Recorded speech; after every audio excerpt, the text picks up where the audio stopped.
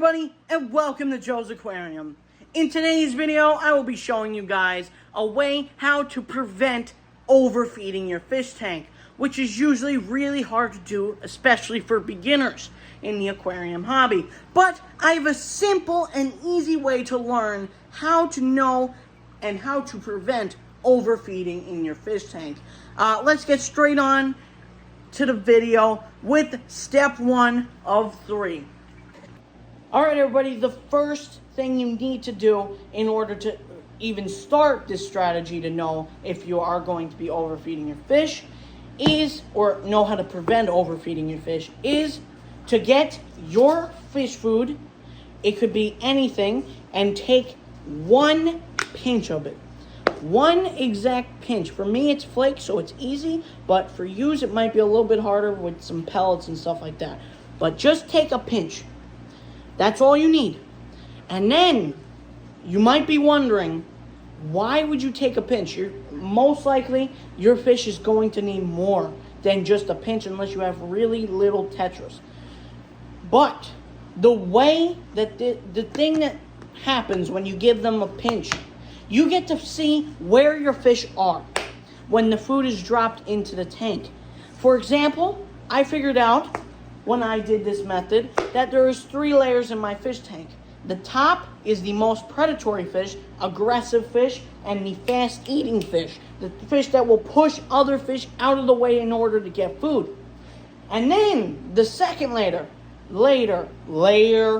is the middle layer. That is where the barbs go. And then they eat all the food going down to the bottom layer, which is the 3rd layer of my fish tank, which is where the loaches and the catfish stay. So you'll see, after giving them that little pinch, there will be layers of fish, like a democracy of fish. The big fish are at the top, the medium fish, the faster fish are in the middle, and then the slower bottom dweller fish are at the bottom. So that is the purpose of giving them one pinch of food. Now, you might be thinking, that ain't all I'm feeding them in one day. I'm definitely feeding them more. And I do agree. You do not stop there.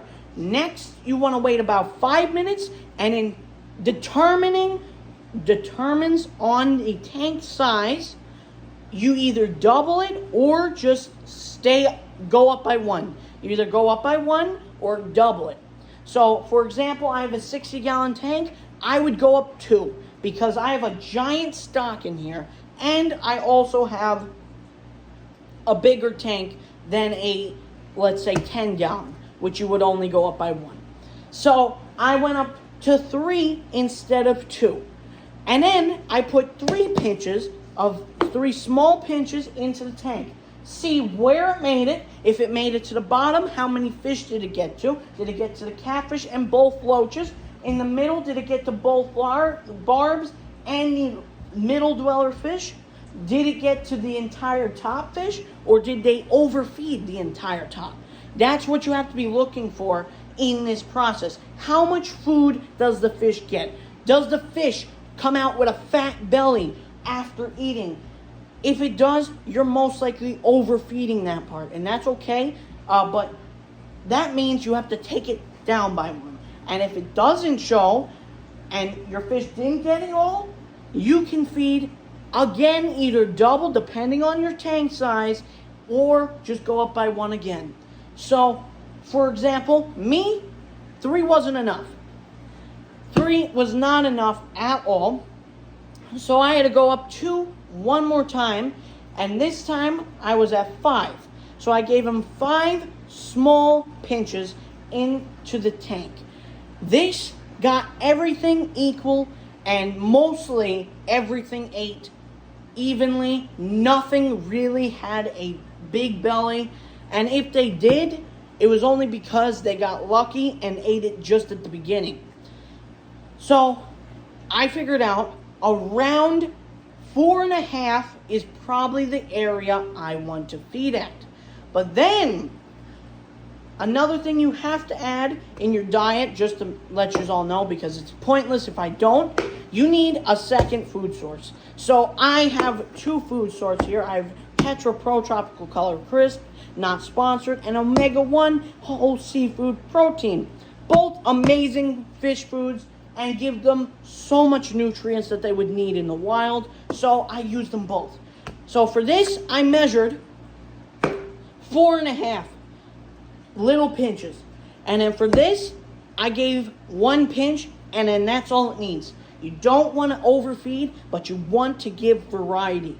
That is the one drawback. So now I gave 4.5 for this, and pretty much a half or a 1 full thing in there. 1 pinch goes in there. And I figured out that is the perfect way how to get everything to eat, the best amount of food.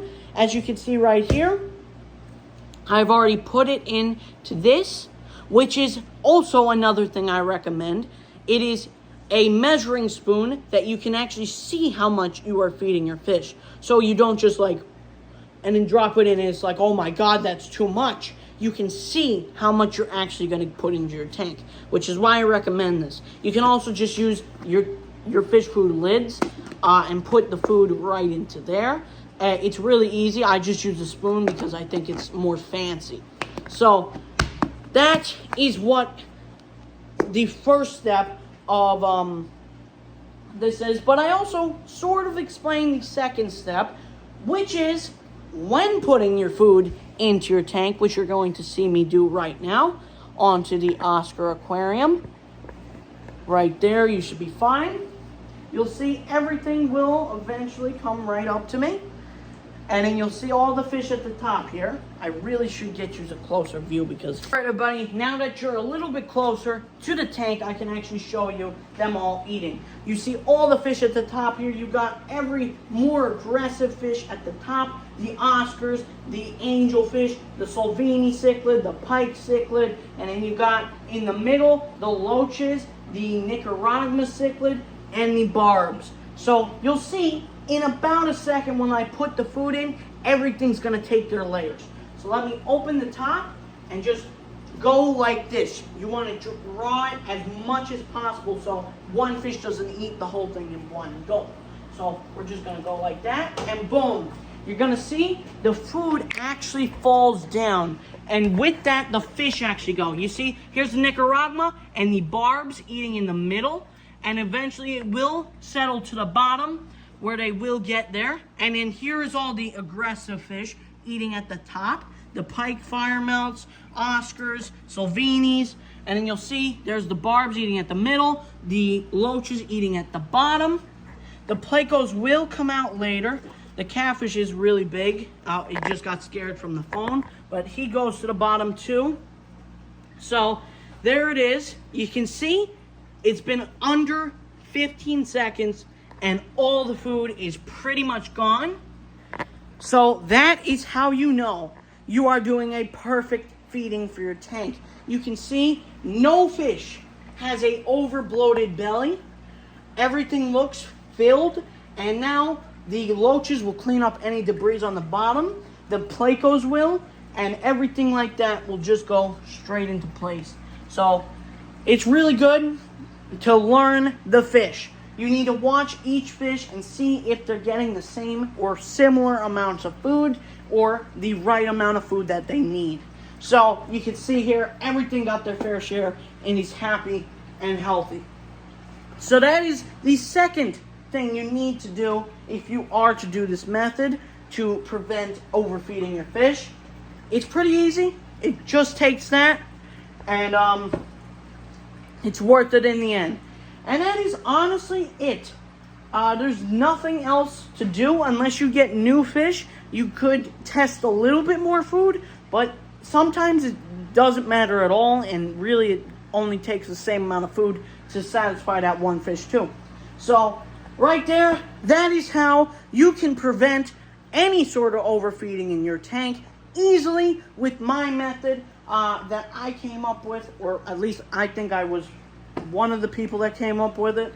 I figured it out on myself due to experience with other tanks.